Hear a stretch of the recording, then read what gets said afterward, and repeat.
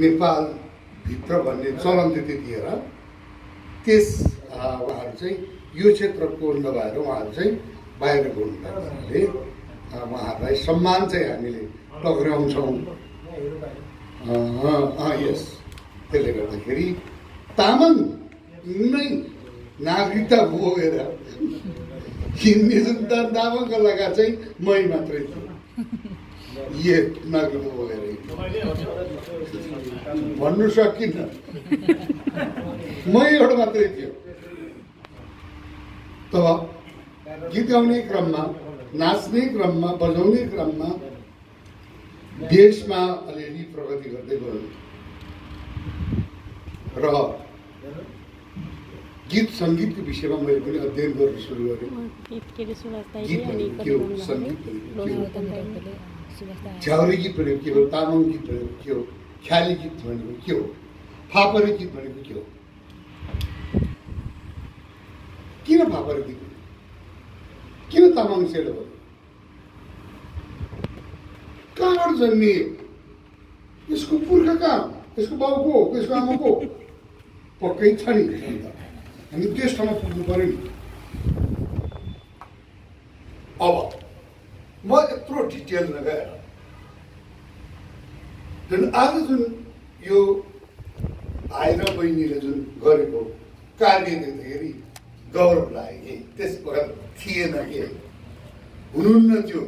तर आज अचानक ठ्याक्क आफ्नै अगाडि ठ्याक्क त्यो पनि आफैले उद्घाटन गर्दाखेरि त छाती यति ठुलो भयो कि गीत सङ्गीत भनेको 5वटा विषयमा गीत सङ्गीत हुन्छ। एउटा लोकगीत, लोकभित्र सम्पूर्ण पर्छ शास्त्रीय गीत, अर्को आधुनिक गीत, अर्को भजन गीत र बाल गीत।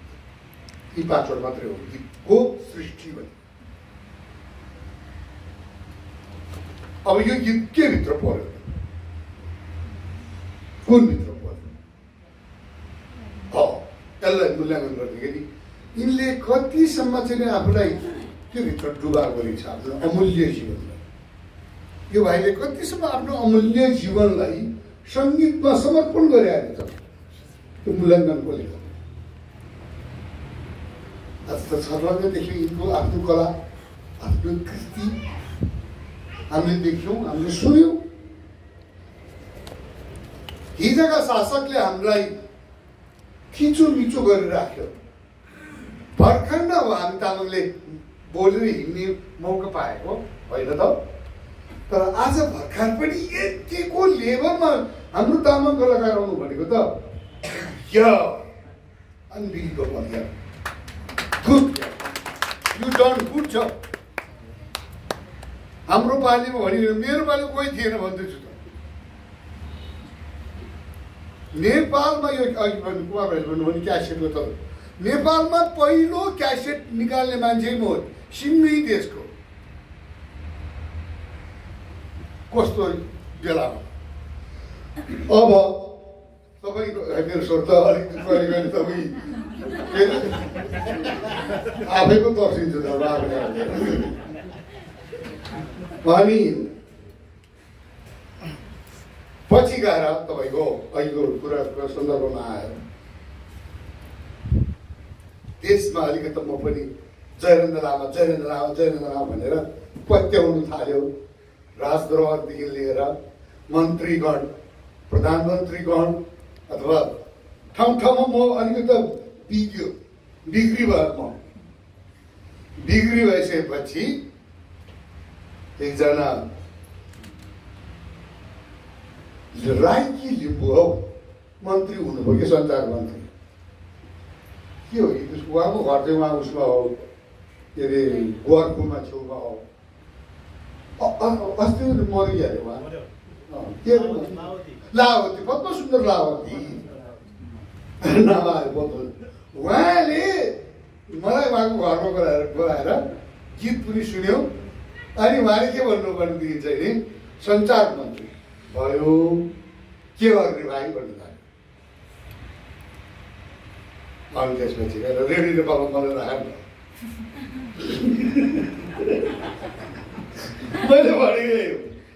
रेडियो बनाउनु राख नि त दाइ भन्नु पर्यो। ल हुन्छ भनेर भने रेडियो बनाउनु राख्यो। गएर अब अरू सबै अब चित्त नदुखाउनु चाहिँ कसै साथीभाइले यो क्षेत्री बाहुन गएर तामाङ छ भने चित्त नदुखाउनु। किनभने तामाङ त त्यही भेट्यो कि यहाँ च्याट पार्थ्यो उता बिचरा तामाङ त बहुत राम्रो थियो नि। कहाँ जानुभएछ उहाँ है? नाटक मात्र के अरूहरूले बिचरा त्यो तामाङ त गजब राम्रो थियो। हिँड मार्यो खाटोमा गाड्यो अनि उहाँ गएर तामाङ चाहिँ कहाँ जानुभयो होला बहुत राम्रो मान्छे थियो भने यो नाटक मात्रै गर्ने के त्यस्तो स्थिति कसरी बाँच्यो होला? एक्लै हामी तामाङ त पाइलोमा के भन्छ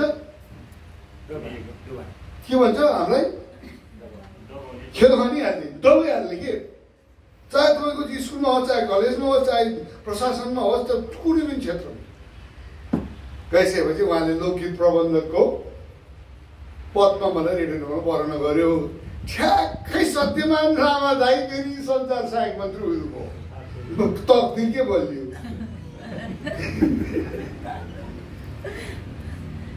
अनि मेरो असिस्टेन्टमा को आयो त भन्दाखेरि पाण्डव सुनवार र युक्त गुरुङ आउनुभयो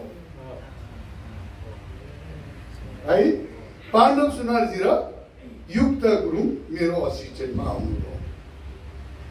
गणेश परियार भन्ने नाम सुन्नुभएको छ? एकजना उहाँ पनि आउनुभयो, वरिष्ठ हो नि उहाँ पनि। अनि त्यसपछि गएर फुलबारी कार्यक्रम भन्ने चलाउनु। यहाँ त तामाङ बोल्नु नपाउने अनि नेवार बोल्नु नहुने भाषै बोल्नु नहुने के तपाईँ भन्नुहुन्छ तपाईँले त्यस्तो पनि थियो र भन्नुहुन्छ थियो मै छु। अनि तामाङ कुरा बोल्नु पऱ्यो भने लुगेर बोल्नु पर्यो। अर्कोले सुन्ने नहुने मान्छे बाटो कुरो किन गर्ने साथ भन्यो। यो तपाईँको 36 साल 36 सालको कुरा 1836 साल हो। अनि पाण्डवजीलाई पाण्डव र म त साथी पनि हो। उसको बाउ माननीय थियो, पाण्डवको माननीय हो। अनि युक्त गुरुङ र म चाहिँ सोर्टी होटलमा गीत गाउँथ्यो। प्रकाश गुरुङ। अनि त्यसपछि गएर टिप्पणी र टिप्पणी के भन्छ फुलबारी कार्यक्रम विभिन्न भाषाभाषीको कार्यक्रम रेडियो नेपालबाट चलाउनु भनेर एउटा टिप्पणी टिपेर पाण्डवले ल्याएर पाण्डवै सञ्चालक भनेर कार्यक्रम सञ्चालकै पाण्डव भनेर कार्यक्रम पास गरेर गयो त कहाँ गयो त भन्दाखेरि चाहिँ नि कहाँ एउटा दिन पाउनु रहेछ सचिव त पाउनै रहेछ नि। त्यो के अरे अहिलेको जुन चाहिँ नि यो के अरे टेलिभिजन यो उसको छ नि होइन यो के भन्छ टेलिकमको अफिस छ नि त्यहाँ पो थियो त सञ्चार मन्त्रालय त। सत्यमान दाइको अफिस त त्यहाँ पो थियो त। रत्नडिङ संस्थान दिइयो गएर चाहिँ टिप्पणी टिपेर फाइल हो गरेर म गएको त बाहुन थियो सचिव त दिएन मलाई त। सहसचिवको तोक लगाएर आउनुहोस् भन्नु। अनि एउटा भोगे प्रसाद शाह भन्ने हाम्रो डाइरेक्टर हुनुहुन्छ, जीवितै हुनुहुन्छ उहाँ, जीवितै हुनुहुन्छ। रेडियो नेपालको सबैभन्दा राम्रो डाइरेक्टर भन्यो भोगे प्रसाद शाह। भोगे प्रसाद शाह तपाईँले भेट्नु पऱ्यो भोगे प्रसाद शाह डाइरेक्टर साहबले। अनि मैले फोन गरेर डाइरेक्टर साहबलाई उहाँले पनि सिफारिस गर्नुभएको थियो नि त्यो सचिव गर्न जाऊ सिधै तिम्रो मन्त्रीका सेल बन्न पर्यो। सचिव गर्न जाऊ सिधै मन्त्रीका जाऊ भन्नु। मन्त्रीका गएको त पद्मसुन्दर रावती र हाम्रो सत्यमान दाइ त सँगै बसिरहेको छ कोठामा। के ल्याएको तिमीले भनेर भन्नु। फुलबारी कार्यक्रम भने भाषाभाषी कार्यक्रम चलाउनु न तुप्यो भन्नु। मन्त्री के सचिवले माथि कोठामा बोला। मन्त्रीले पद्मसुन्दर रावती माथि त सँगै हो नि मन्त्री सँगै हो। सत्यमान दाइ चिनिहाल्नु कसैले मानिन भन्ने हो नि त। ल यो पास भन्छ पास रुखै। यसै गरिकन चाहिँ नि हामीले हाम्रो गीत सङ्गीतलाई यसरी प्रचार प्रसार बिस्तारै 36 साल कहिले हिजोको कुरा होइन। होइन हिजोको कुरो त्यहाँबाट हामी विकास गर्दा गर्दा गर्दा आजको युगमा आएर आज यो सालमा आइपुग्दाखेरि शिल्पकलाको स्वर कुमार योजन भाइको स्वर तिनीहरूको एउटा दम के गायकमा हुनुपर्ने सङ्गीतकारमा हुनुपर्ने दम यति छिटोको विकासमा यति छिटो आउँछ भन्ने मलाई लागेको थिएन किनभने त्यो गीत सङ्गीतमा धेरै हामीले के गर्नुपर्छ साधना गर्नुपर्छ त्यही एउटा जब एउटा सरगम एउटा जुन चाहिँ सरगममा पढाउनु बजाउनलाई पनि वर्ष लाग्छ त्यही सरगममा बजाउने विषय पनि त यिनको उमेर त भर्खरै हो हेर्दै जतिसुकै हेर्यो भने यिनको उमेर हेरेर त त्यति साधना अनि कसरी यिनले प्राप्त गर्यो शाबास भाइ बहिनीहरू तिमीहरूलाई शुभकामना साथ थ्याङ्क यू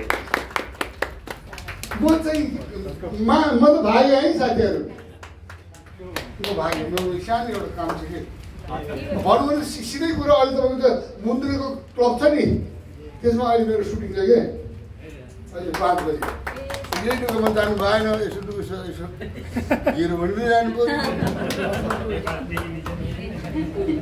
धेरै धेरै धन्यवाद हाम्रो अग्रज गुरु हुनुहुन्थ्यो जयनन्द लामाजी उहाँलाई हृदयदेखि नै धेरै धन्यवाद दिन चाहन्छु उहाँको आफ्नो व्यस्तताको बावजुद पनि यस कार्यक्रमलाई समय दिनुभएको लागि हाम्रो आयोजक टिमको तर्फबाट धेरै धन्यवाद दिँदै अब हामी कार्यक्रमको अन्तिम चरणतिर छौँ विशेष गरेर यस कार्यक्रमलाई र यो म्युजिक भिडियोलाई विश्व सामु सबैको हातमा पुर्याएर एउटा कलाकारको हौसलाको लागि विशेष भूमिका खेलिदिनको लागि म सञ्चारकर्मी मिडियाकर्मी साथीहरूलाई मित्रहरूलाई हार्दिक अनुरोध गर्न चाहन्छु त्यसको लागि हाम्रो सैलुङ अनलाइन जो एकदमै अहिले चर्चामा रहेको छ उहाँ अहिले मात्र होइन विगत लामो समयदेखि सैलुङ अनलाइन अगाडि रहेको छ उहाँले विशेष भूमिका खेलिदिनु हुनेछ भनेर म अनुरोध पनि गर्न चाहन्छु।